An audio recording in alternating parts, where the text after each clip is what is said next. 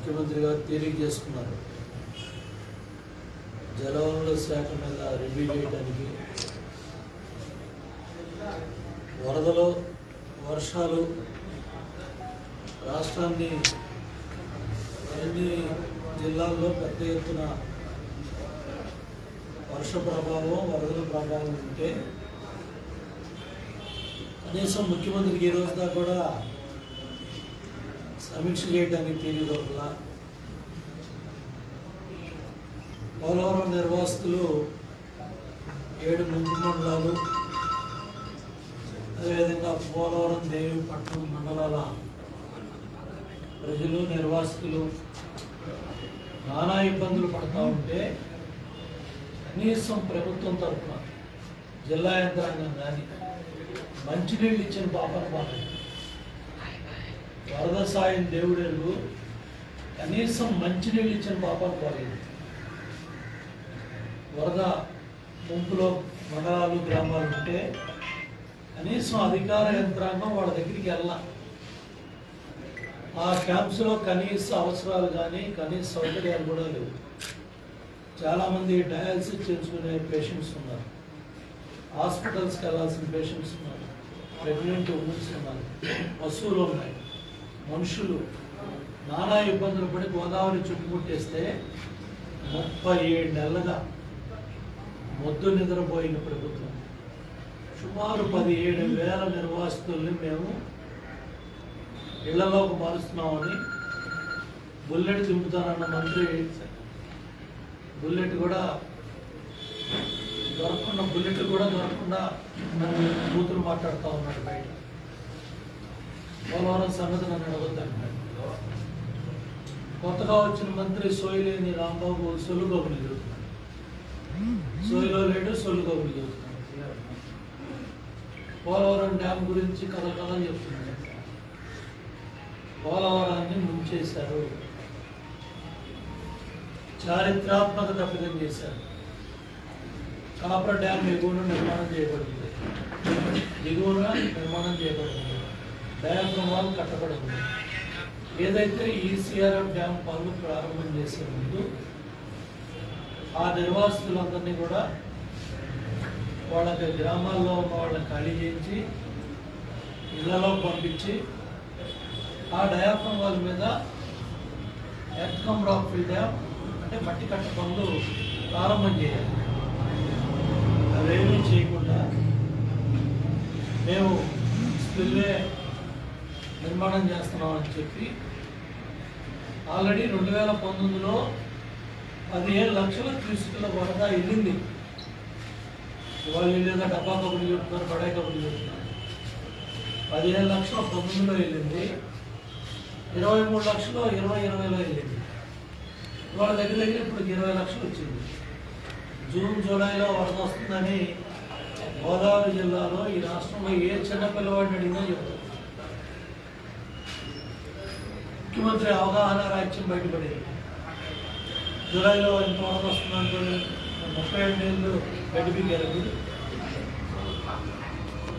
దిగువ copper dam పనులు ఎందుకు పూర్తి చేయలేకపోయారు? దిగువ కాపర్ డ్యామ్ నిర్మాణ పనులు ఎందుకు పూర్తి చేయలేకపోయారు? స్పిల్వే మీద వెళ్ళే నీళ్లు మళ్ళీ రివర్స్లో దిగువ కాపర్ డ్యామ్ నుంచి లోపలికి వచ్చేసి ఇవాళ బ్యాలెన్సింగ్ రిజర్వాయర్ తయారైంది. 2 కాపర్ డ్యాముల మధ్యలో ఒక బ్యాలెన్సింగ్ రిజర్వాయర్ తయారైంది. అంటే జగన్మోహన్ రెడ్డి ప్రభుత్వం నిర్లక్ష్యం వల్ల,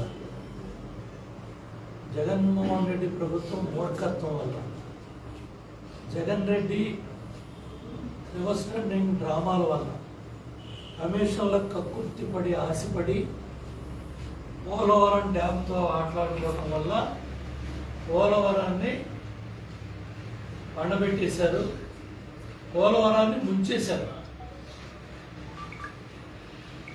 800 కోట్లు అవుతాయి, నీళ్ళు ఎత్తిపోయారంటే 2000 కోట్లు అవుతాయని కథమ కబుర్లు చెప్పారు.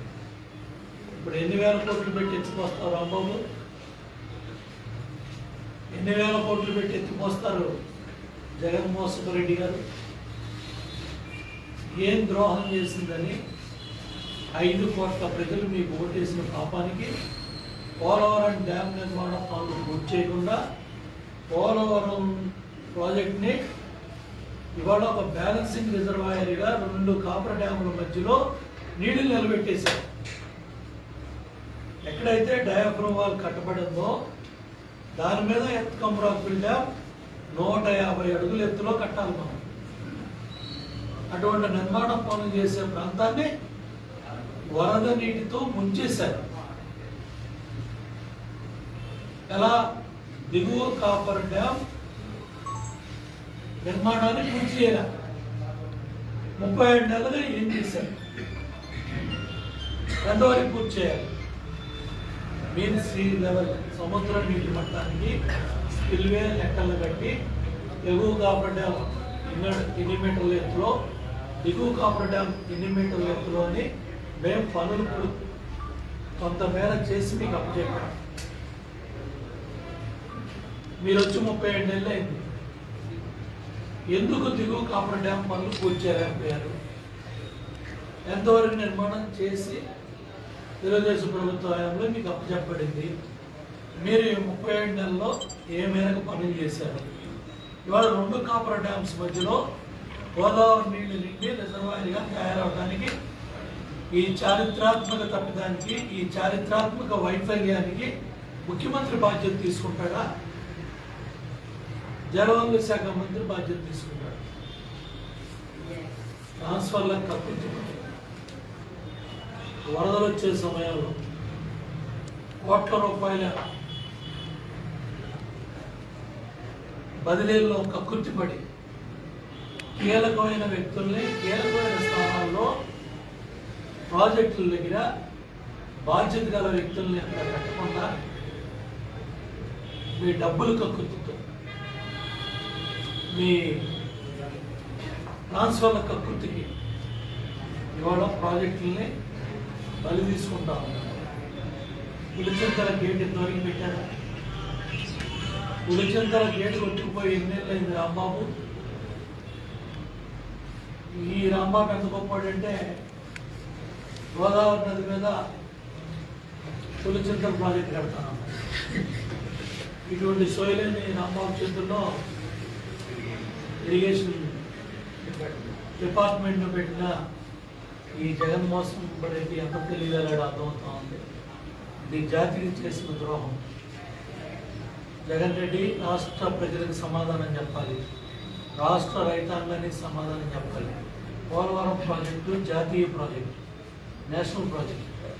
50 లక్షల క్యూసెక్ల ఫ్లడ్ వచ్చినా కూడా కట్టుకునే విధంగా స్పిల్వే నిర్మాణం చేయబడింది. ఇవాళ మేమేదో గేట్లు ఇచ్చామని సొల్లు కబుర్లు చెబుతున్నాను. 2019 జూన్ జూలైలోనే మేము కట్టబడిన స్పిల్వే ద్వారా, స్పిల్ ఛానల్ ద్వారా, పైలట్ ఛానల్ ద్వారా నీళ్లు సముద్రంలోకి వెళ్ళాయి. ఇవాళేమో 22లో మీరు ఓడిపడిసిందేమో లేదంట. 2019లోనే గోదావరి నీళ్ళు వెళ్ళాయి స్పిల్వే మీద. మీరు చేసిన అరాచకం ఏంటంటే, మీరు చేసిన నిర్వాహకం ఏంటంటే డయాఫ్రమ్ వాళ్ళని దానికి వదిలేశారు. ఒక జాగ్రత్తలు తీసుకొని దాన్ని కాపాడకుండా గోదావరి వరదకి 2019 కప్పు చెప్పారు, 2020 కప్పు చెప్పారు, 21 జూన్కు ప్రాజెక్టు పూర్తి చేస్తామని చెప్పారు, 21 డిసెంబర్ ప్రాజెక్టు పూర్తి చేస్తామని చెప్పారు. మళ్ళీ 22 జూన్కి వెళ్ళారు, 22 డిసెంబర్కి వెళ్ళారు. మళ్ళీ మొన్న అసెంబ్లీలో 23 జూను 23 చివరి నాటికి అన్నారు. ఇప్పుడేంటి? 2 కాపర్ డ్యాముల మధ్యలో గోదావరి నిలబెట్టేశారు. ఎక్కడైతే కాపర్ డ్యాములు కట్టబడిన ఉద్దేశం ఏంటో ఆ ఉద్దేశాన్ని దెబ్బతీసి ఇవాళ రివర్స్లో గోదావరి వెళ్ళిపోయింది. వీళ్ళ నిర్వాహకాలకి, వీళ్ళ తప్పిదాలకి, వీళ్ళ వైఫల్యానికి, వీళ్ళ అసమర్థతకి, వీళ్ళ చేతనంతనానికి ఇవాళ జాతీయ ప్రాజెక్టు పోలవరం మూల్యం చెల్లించుకుంది. ఒక అసమర్థుడి చేతిలో ప్రాజెక్టు ఇవాళ ఈ పరిస్థితి పట్టింది. చూడండి, రౌతును బట్టి గుర్రం పరిగెత్తుంది. ఇదే యంత్రాంగంతో చంద్రబాబు నాయుడు గారు పోలవరం ప్రాజెక్టు పనులు 71% పైగా తీసుకెళ్లారు. ఒక అసమర్థుడు ముఖ్యమంత్రి అయ్యాడు. 5 కోట్ల మంది ప్రజలు నేను అడుగుతున్నాను, ఒక్కసారి ఆలోచన చేయండి. ఒక అసమర్థుడికి, ఒక పరిపాలన అవగాహన లేని వాడికి, ఒక పరిపాలన అనుభవం లేని వాడికి మీరు చేతిలో 151 సీట్లు పెట్టి రాష్ట్రాన్ని అప్పచెప్పారు. రాష్ట్రాన్ని భ్రష్టు పట్టించి, రాష్ట్రాన్ని నాశనం చేసి, రాష్ట్రాన్ని అధోగతి పాలు చేసి, రాష్ట్రాన్ని అప్పులు పాలు చేసి 5 లక్షల కోట్ల అప్పు తెచ్చి రాష్ట్రాన్ని ఏ విధంగా ముంచేశాడో ఇవాళ 26 జిల్లాలకి వరప్రసాదం. ఇవాళ దగ్గర 7,20,000 ఎకరాలు కొత్త ఆయకట్టే కాకుండా 50 లక్షల ఎకరాలు 26 జిల్లాల్లో నదుల అనుసంధానం కావచ్చు, కాలువల ద్వారా కావచ్చు, ఉత్తరాంధ్ర సుజల స్రావం ద్వారా కావచ్చు, లేదా గోదావరి పెన్నా అనుసంధానం ద్వారా కావచ్చు, రాష్ట్రం మొత్తం అన్ని జిల్లాలకి తీసుకెళ్లే నీళ్లు పోలవరం ప్రాజెక్టులో ఉన్నాయి. 194 టీఎంసీలు నిలబడతాయి. 960 మెగావాట్లు జల విద్యుత్ వస్తుంది. ఇది బహుళార్థ సాధన ప్రాజెక్టు. తాగునీరు, సాగునీరు 540 గ్రామాలకి మంచినీళ్ళు వెళ్తాయి. 23 టీఎంసీలు విశాఖపట్నానికి నీళ్ళు వెళ్తాయి. ఇండస్ట్రియల్గా బ్రహ్మాండంగా వైజాగ్ డెవలప్ అవుతుంది. రైట్ మెయిన్ కెనాల్కి 80 టీఎంసీలు మనం పట్టిసీమ ద్వారా వచ్చే నీళ్లు గ్రావిటీ ద్వారా వస్తాయి. మళ్ళీ అటు లెఫ్ట్ కెనాల్లో విశాఖపట్నం, ఉత్తరాంధ్ర సుజల స్రవంతి ద్వారా శ్రీకాకుళం, విజయనగరం, విశాఖపట్నానికి కూడా నీళ్ళు వెళ్ళే ఈ ప్రాజెక్ట్ని జగన్మోహన్ రెడ్డి నిర్లక్ష్యం వల్ల, మూర్ఖత్వం వల్ల, తెలివితక్కువతనం వల్ల, చేతనంతనం వల్ల ఇవాళ ఈ ప్రాజెక్టుకి ఈ పరిస్థితి వచ్చింది. ఇది జాతి ద్రోహం. ఇది రాయలసీమకు ద్రోహమే కాదు, ఉత్తరాంధ్రకే ద్రోహం కాదు, ఇది జాతికి చేసిన ద్రోహం. ఈ విషయాలన్నీ కూడా చంద్రబాబు నాయుడు గారు మొన్న కేంద్ర జలవనరుల శాఖ మంత్రికి ఒక క్రానలాజికల్ ఆర్డర్లో మొత్తం వివరంగా తెలియజేశారు. 5 సంవత్సరాల తెలుగుదేశం ప్రభుత్వంలో పోలవరం ప్రాజెక్టు అథారిటీ ఆధ్వర్యంలో రాష్ట్ర జలవనరుల శాఖ ఏ విధంగా పనులు చేసింది, వీళ్ళ నిర్లక్ష్యం వల్ల జరుగుతున్న పనుల్ని ఆపేసి, కాంట్రాక్టర్ని ఎల్లగొట్టేసి, వరదల సమయంలో కాంట్రాక్టర్ని బయటికి పంపించేసి, నవంబర్ 2019 దాకా ప్రాజెక్టులో కొత్త కాంట్రాక్టర్ లేకుండా రివర్స్ టెండరింగ్ డ్రామా ఆడి, ఆ రివర్స్ టెండరింగ్ డ్రామాలో 2 కాంట్రాక్టర్లు పాల్గొనాలి, ఒకళ్ళే పాల్గొనాలి. మళ్ళీ 2 ఏళ్ళు టైం ఇచ్చారు. ఆ 2 ఏళ్ళు కూడా పూర్తి అయిపోయింది. 3 ఏళ్ళు అయింది. 37 నెలలకు వచ్చాం. దిగువ కాపర్ డ్యాములో మరి కట్టాల్సిన ఎత్తులో నిర్మాణం చేయకపోవటం, మళ్ళీ రివర్స్లో గోదావరి నీళ్ళు వచ్చి ఎగువగా కాపర్ డ్యామును తగిలాయంటే ఇంకా సిగ్గు లేకుండా రాంబాబు చెబుతున్నాడు, డయాఫ్రమ్ వాళ్ళు ఆరోగ్యానికి ఇబ్బంది లేదు, నీళ్ళు ఇటు నుంచి వచ్చినాయి, అటు నుంచి రాలా, ఇటు నుంచి వచ్చాయి కాబట్టి అంతా బాగానే ఉందని సొల్లు కబుర్లు చెబుతున్నాడు. సొల్లు కబుర్లు చెబుతున్నావు రాంబాబు, నిన్ననే ఉపయోగం. ఇలాంటి అసమర్థులు పెట్టిన జగన్మోహన్ రెడ్డి నీకన్నా పెద్ద అసమర్థుడు, అవగాహన లేని వాడు. చెప్పండి, ఇప్పుడు చెప్పండి, దిగువ కాపర్ డ్యామ్ పనులు ఎందుకు చేయలేకపోయారు? ఎంత ఎత్తులో దిగువ కాపర్ డ్యామ్ నిర్మాణం జరగాలి? గోదావరి నీళ్లు రివర్స్లో ఎందుకు ఎగువ కాపర్ డ్యామ్కి, డయాఫ్రమ్ వాల్కి, ఎర్త్కమ్ రాక్ ఫిల్ డ్యామ్ నిర్మాణ పనులు జరిగే ప్రాంతంలో ఒక రిజర్వాయర్ అయింది. ఇవాళ మీరు పనులు చేయగలరా? పోలవరం డ్యాంలో ఇప్పుడు వరద తగ్గిన తర్వాత పనులు చేయగలరా? చెప్పండి. రాష్ట్ర ప్రజలకు ఎవరైనా ఇవ్వండి. నిర్వాసితులకు ఏం సాయం చేశారు? ఎంతమందిని మీరు పునరావాస కేంద్రాల్లో పెట్టారు? వాళ్ళకి ఏ మేరకు బియ్యం ఇచ్చారు? వాళ్ళకి ఏ మేరకు కిరసనాలు ఇచ్చారు? వాళ్ళకి ఏ మేరకు కూరగాయలు ఇచ్చారు? ఏ మేరకు ఆరోగ్య జాగ్రత్తలు తీసుకున్నారు? ఎంతమందిని షిఫ్ట్ చేశారు? ఎంతమంది ఇళ్లలోకి వెళ్ళారు? ఎంతవరకు ఖర్చు పెట్టారు? వైట్ పేపర్ ఇస్తాను, వైట్ పేపర్ శ్వేతపత్రం రిలీజ్ చేయండి. తెలుగుదేశం ప్రభుత్వంలో ఎంత కంప్లీట్ చేశాం? స్పిల్వే పని ఎంత పనులు చేశాం? ఎంత ఎక్స్ప్లేషన్ చేశాం? మీరేం చేశారు? 37 నెలల్లో మీరు చేసిందంతా 8,000 కోట్లు పని చేశారు. కేంద్ర ప్రభుత్వం ఇచ్చిన డబ్బులు పోలవరం డ్యాంలో ఖర్చు పెట్టకుండా బయటకు ఎందుకు ఖర్చు పెట్టారు? ఎక్కడ కంపెనీలకు అడ్వాన్సులు ఎందుకు ఇచ్చారు? కేంద్రం నుంచి వచ్చిన డబ్బులు తెలుగుదేశం ప్రభుత్వంలో చంద్రబాబు నాయుడు గారు చేసిన పనుల డబ్బులు కేంద్రం నుంచి పోలవరం డబ్బులు వస్తే ఆ డబ్బుల్ని మీరు బయటకు ఎందుకు మార్చారు? నిర్వాసితులకు ఎందుకు ఇవ్వాల, డ్యామ్ పనులు ఎందుకు పూర్తి చేయాల, వీటన్నిటి కూడా వివరణ ఇవ్వండి. పోలవరం డ్యామ్ నిర్మాణం పనులు ఎప్పుడు ప్రారంభమవుతాయి, లోయర్ కాపర్ డ్యామ్ ఎంత ఎత్తులో కట్టాలి, ఎంత ఎత్తులో కట్టబడి ఉంది, గోదావరి నీళ్లు 2 కాపర్ డ్యామ్ మధ్యలోకి రిజర్వాయర్గా ఎందుకు నీళ్లు వచ్చాయి, మీ తప్పిదం కాదా, ఇది చారిత్రాత్మక తప్పిదం కాదా, ఈ వైఫల్యానికి ఎవరిని ఉరి తీయాలి, ఎవరు బాధ్యత తీసుకుంటారు, ఎవరు రాజీనామా చేస్తారు, ఇరిగేషన్ మంత్రి రాజీనామా చేస్తాడా, ముఖ్యమంత్రి రాజీనామా చేస్తాడా, ముఖ్యమంత్రి బాధ్యత తీసుకుంటాడా, జలవనరుల శాఖ మంత్రి బాధ్యత తీసుకుంటాడు. జాతికి చేసిన ద్రోహం. జగన్మోహన్ రెడ్డి పోలవరం డ్యామ్ని ఈ విధంగా పండబెట్టడం, ఈ విధంగా నాశనం చేయటం, ఇది జాతికి చేసిన ద్రోహం.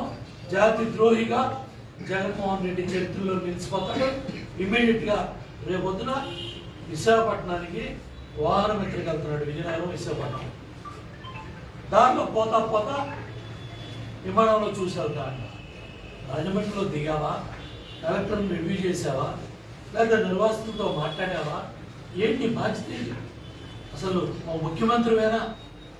ఇలాంటి వాడు ఈ రాష్ట్రానికి ముఖ్యమంత్రిగా తగునా? వరద బీభత్సం,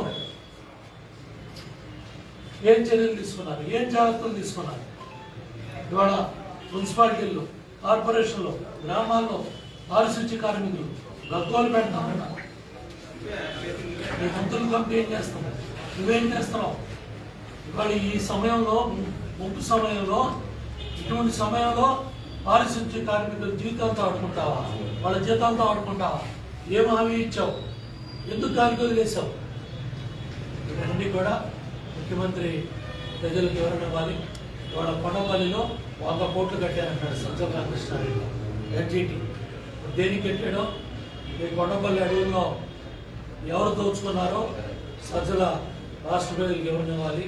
కొండపల్లి అడవులు కొట్టింది ఆవిడ, 10 లక్షలు ఫైన్ కట్టింది ఆవిడ. వాహనాలు సీజ్ అయిన ఎవరై, వాహనాలు ఎవరు రిలీజ్ చేయించారు, ఎందుకు అధికారులు సస్పెండ్ అయ్యారు? ఫారెస్ట్ అధికారులు సస్పెండ్ అయిన అధికారులకి మళ్ళీ పోస్టింగ్ ఎలా వచ్చింది? వాళ్ళ సత్యం చెప్పిన కొండపల్లి అడవుల్లో 100 కోట్లు ఎప్పుడు పెనాల్టీ చేశారు? మొన్న ఏం చర్యలు తీసుకున్నావు? ఎంత మేరకు అడవిని తవ్వారు? లెక్కలు బయట పెట్టమని సజ్జల్ని, అదేవిధంగా కన్సర్న్ మైనింగ్ మినిస్టర్ పెద్దిరెడ్డిని, ప్లస్ జిల్లా కలెక్టర్ని అందరినీ డిమాండ్ చేస్తున్న అధికారుల్ని, ఫారెస్ట్ అధికారుల్ని వదిలే ప్రసక్తి లేదు.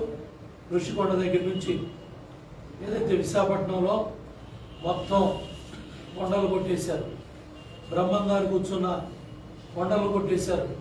ఇవాళ మీరు రాష్ట్రం మొత్తం పందికొక్కుల్లాగా వైసీపీ నాయకులు కొండలు, గుట్టలు, అడవులు, మట్టి, పోలవరం మట్టి, ప్లస్ గ్రామాల్లో చెరువుల్లో మట్టి, గ్రావెలు, పందికొక్కుల్లాగా, రాబందుల్లాగా వైసీపీ నాయకులు, ఎమ్మెల్యేలు, మంత్రులు దోచుకుంటున్నారు. చంద్రబాబు నాయుడు గారు ఫోటో ఎగ్జిబిషన్తో మొత్తం డీటెయిల్డ్గా రాష్ట్రంలో జరుగుతున్న దోపిడీ అంతా కూడా చెప్పారు. ముఖ్యమంత్రి మాట్లాడాలి. సజ్జలవడ సకల మంత్రి, సజ్జలవడ సాక్షిలో బొమ్మస్తా, సాక్షి పత్రికలో బొమ్మస్తా. సజ్జలు చెప్పేది ఏంటి? కన్సర్న్ మినిస్టర్లు చెప్పాలి, ముఖ్యమంత్రి చెప్పాలి. వాళ్ళ ప్రధాన ప్రతిపక్ష నాయకుడు చంద్రబాబు నాయుడు గారు ముఖ్యమంత్రిని ప్రశ్నించాడు, రాష్ట్ర ప్రభుత్వాన్ని ప్రశ్నించాడు. సజ్జలవరం సాక్షిలో బొమ్మస్తాలు ఎందుకు మాట్లాడతారు? మాట్లాడాల్సిందే క్యాబినెట్ మంత్రులు, మాట్లాడాల్సిందే ముఖ్యమంత్రి. ఇవాళ పోలవరం ప్రాజెక్టు మీద రాష్ట్ర ప్రజలకి వివరణ ఇవ్వాలి, జాతికి సమాధానం చెప్పాలి. జాతి ద్రోహిగా పోలవరం ఇరిగేషన్ ప్రాజెక్టు చరిత్రలో జగన్మోహన్ రెడ్డి నిలబడతాడు. రాజశేఖర రెడ్డి గారు ముఖ్యమంత్రిగా ఉండగా జరుగుతున్న spillway, earth cum rock fill dam పనుల్ని ఆయన ప్రీ క్లోజర్ చేశారు. ప్రీ క్లోజర్ చేసిన పనులు, జరుగుతున్న పనులు ఆపేశారు, ప్రీ క్లోజర్ చేశారు. ఆ పనులు మళ్ళీ మొదలు పెట్టడానికి రోసియా కిరణ్ కుమార్ రెడ్డి హయాంలో దగ్గర 4.5 ఏళ్ళు పట్టింది. ఆ నష్టం వల్ల దగ్గర దగ్గర 3,000 కోట్లు పోలవరం ప్రాజెక్టు పనులు ఖర్చు పెరిగింది, అంచనాలు పెరిగింది. అలసత్వం వల్ల ఆ ప్రాజెక్టు జరిగే పనులే క్యాన్సిల్ చేయటం వల్ల, ప్రీక్లోజర్ చేయటం వల్ల. అది రాజశేఖర రెడ్డి ప్రభుత్వ నిర్వాహకం. మళ్ళీ మేము పనులు మొదలుపెట్టి 71% తీసుకెళ్ళి ఈ ప్రభుత్వానికి అప్పచెబితే ఈ ప్రభుత్వం రివర్స్ టెండరింగ్ డ్రామా ఆడి కమిషన్ల కప్పుతో డబ్బులు దోచుకోవడానికి, పవర్ ప్రాజెక్ట్ కొట్టేయడానికి రివర్స్ టెండరింగ్ డ్రామాతో ఇవాళ పోలవరానికి ఎప్పుడు పూర్తవుతుందో చెప్పలేని నిస్సహాయ పరిస్థితిలో ప్రభుత్వం ఉంది. ఇది చారిత్రాత్మక తప్పిదం, ఇది చారిత్రాత్మక వైఫల్యం, ఇది చారిత్రాత్మక జాతి ద్రోహం. వైసీపీ ప్రభుత్వం బాధ్యత వహించాలి, జగన్మోహన్ రెడ్డి బాధ్యత వహించాలి. జగన్మోహన్ రెడ్డి రాష్ట్ర ప్రజలకి, జాతికి సమాధానం చెప్పాలని డిమాండ్ చేస్తున్నా. పోలవరం ప్రాజెక్ట్ అథారిటీ అధికారులు కూడా ఇమ్మీడియట్గా డ్యామ్ను సందర్శించి దీని మీద సమగ్రమైన రిపోర్ట్ని ప్రజలకి, కేంద్ర జలవనరుల శాఖకి ఇమ్మీడియట్గా కేంద్ర జలవనరుల శాఖ మంత్రి కూడా దీని మీద దృష్టి పెట్టాలి. ఇవాళ 2 కాపర్ డ్యాముల మధ్యలో ఇంత పెద్ద ఎత్తున రిజర్వాయర్గా నీళ్లు నిలబడటానికి ఎవరు తప్పిదమో ఇమ్మీడియట్గా చర్యలు తీసుకోవాలని డిమాండ్ చేస్తున్నా. పోలవరం ప్రాజెక్టు పరిస్థితి ఏంటో రాష్ట్ర ప్రజలకి, జాతి ప్రజలకి సమాధానం చెప్పమని డిమాండ్ చేస్తున్నా.